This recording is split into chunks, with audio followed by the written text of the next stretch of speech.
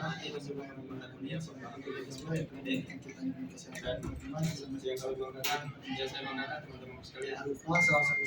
pada kesempatan kali ini kami akan membahas tentang alat pengajar yang kami buat, yaitu panjang penerjemah. Jadi perkenalkan kami dari kelompok 5, saya sendiri atas nama Muhammad Maulana, dan rekan saya atas nama Syarul Amalia, dan teman saya juga atas nama Syarul Fatimah dan juga Bapak Mas. Baik, jadi berdasarkan hasil observasi dan wawancara di MTS Negeri 2 dengan salah satu tujuan matematikanya, yaitu kelas 7. Beliau mengatakan bahwa di kelas 7 itu kemampuan hasil debatnya masih kurang seperti belahan kemenangan kalian. Selain itu belum ada media yang diperlihatkan secara langsung. Khususnya pada kelas 8 Jadi kepada peserta didik untuk lebih mempermudah pembelajarannya, biasanya dia hanya menggunakan video dan YouTube saja. Berupa penggunaan media pembelajaran di sekolah tersebut diperoleh bahwa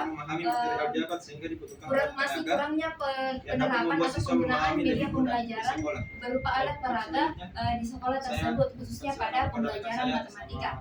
Kemudian dari 28 orang tersebut dipilih 3 orang secara random untuk dilakukan wawancara. Nah, wawancara yang dilakukan mengenai tentang materi yang dianggap sulit. Nah, berdasarkan hasil wawancara tersebut, ya 3 orang tersebut diperoleh bahwa materi yang dianggap sulit oleh peserta didik adalah materi sulit. Oleh karena itu kami memberikan sebuah solusi berupa media pembelajaran berupa alat peraga, yaitu papan Fales atau papan Variance Angels, yang artinya papan macam-macam sulit. Itu saja saya sampaikan kepada moderator. Spidol 1 buah, cat gambar akrilik 4 buah, cat kayu 2 buah, paku kami menggunakan secukupnya, baut itu 7 buah, laptop 1 buah, lip secukupnya, amplas 2 buah, kertas ABS itu kami menggunakan 15 lembar, kertas metalik kami menggunakan 2 buah, pensil dan penghapus 1 buah, stick sebanyak 50 biji, yang pertama kita membuat atau memotong triplek dengan ukuran 1 kali 1 meter sebanyak 2 buah, kemudian triplek dengan ukuran 500 kali 1 meter sebanyak 2 buah. Kemudian setelah itu kita merangkai dengan membuat frame atau bingkai menggunakan kayu dengan ukuran 1 kali 1 meter. Setelah itu kita membuat lingkaran sebanyak 3 buah, yaitu seperti yang ini dengan ukuran sekitaran 21 cm, ukuran jari-jarinya 21 cm, yang ini 19 cm dan yang ini 15 cm. Kemudian setelah itu kita melakukan perangkaian dengan memasangkan sebuah baut di tengah-tengah yang terletak pada pusat titik pusat lingkaran.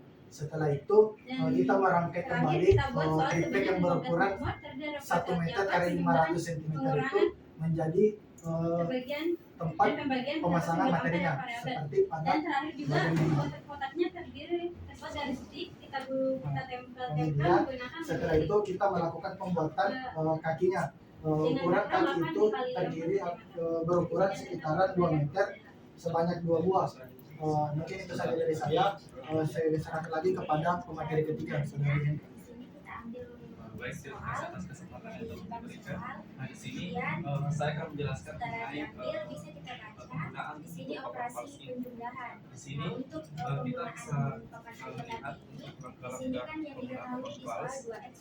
Jadi untuk langkah pertama kita putar lingkaran yang berwarna-warni, yaitu ini, untuk mengambil soal sesuai warna yang terpilih pada kotak soal. Nah, apabila warna hijau, kita ambil soal pada kotak yang berwarna hijau.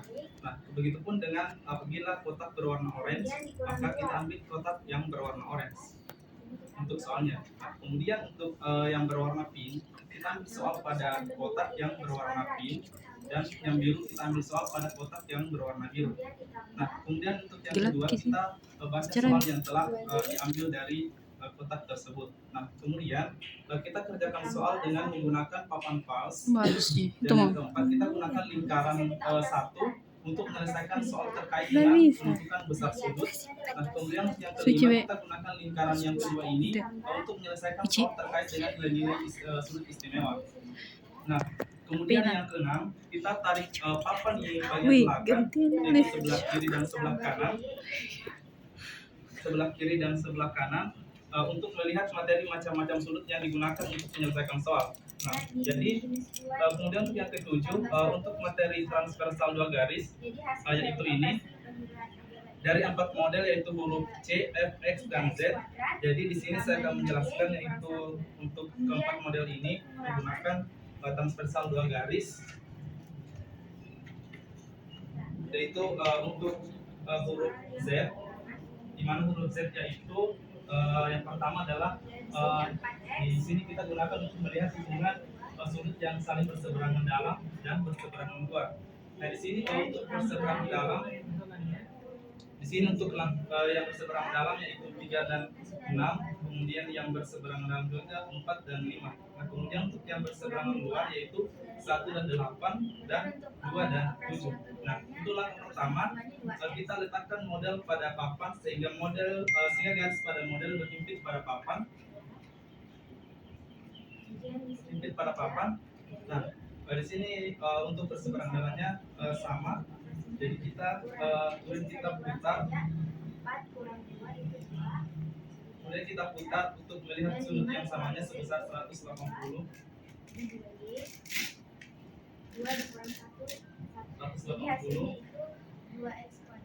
Nah di sini kita bisa lihat dia itu memiliki sudut yang sama, yaitu 1 dan 8, 2 dan 7, dan 4 dan 4 dan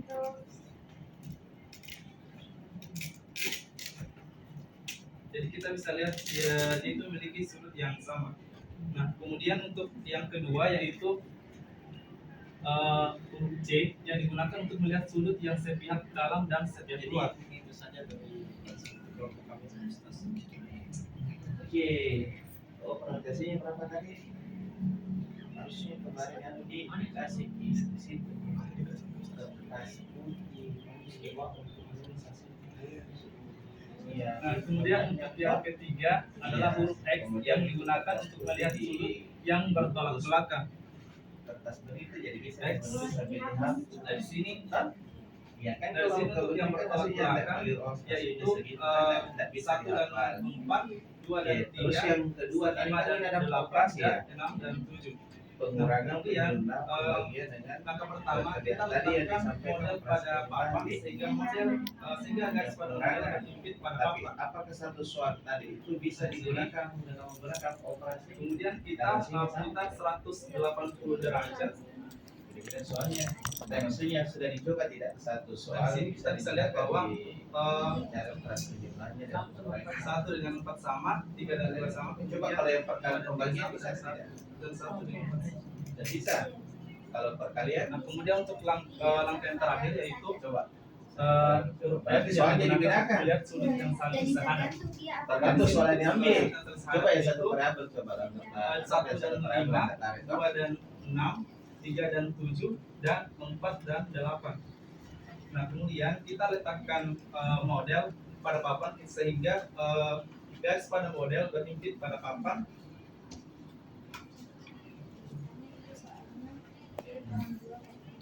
Sehingga kita bisa lihat yaitu 5 dan 1, 6 dan 2, 7 dan 3, dan 8 dan 4.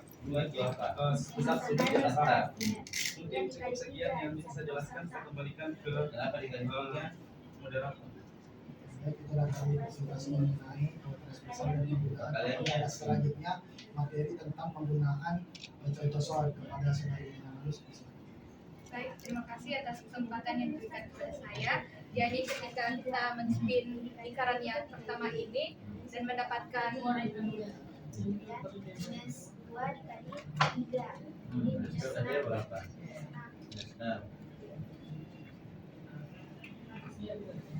Misalnya kita spin dan berhenti pada yang berwarna kuning, orange, maka kita akan mengambil soal pada kartu soal yang berwarna orange. Nah, misalnya kita ambil 1, di sini kita diminta untuk menentukan nilai dari sin 45 derajat kurang dari cos 45 derajat.